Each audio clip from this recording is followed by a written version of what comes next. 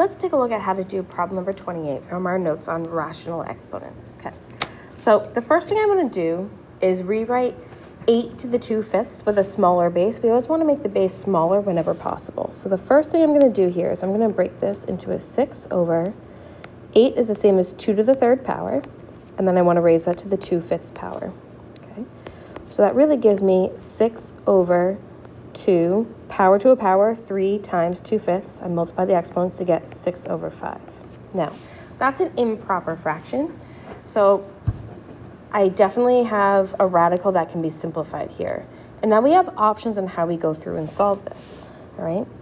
The most straightforward way is to figure out what can I multiply the bottom by so that there's no longer a radical involved. So I'm going to multiply this by 2 to a power and 2 to a power. The question is, what power can I add to 6/5 to get to a whole number? Well, if the 6 over 5 became a 10 over 5, it would be a whole number. So I'm going to add on 4/5. So I'm going to multiply by 2 to the 4/5 power. And that's going to give me 6 fifth root of 2 to the 4th over. And the bottom, I'm going to have 2 to the 10/5, but 10/5 is really just 2. So now I have 6 fifth root, 2 to the 4th is 16, and the denominator is a 4, okay?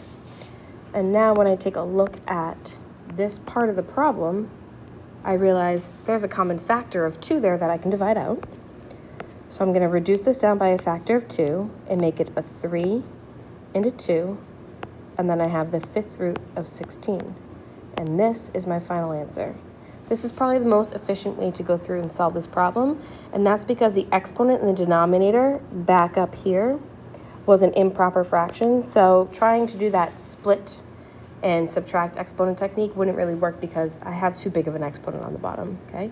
So this is how I would go through and solve a problem like number 28. All right, let me know if you have any questions.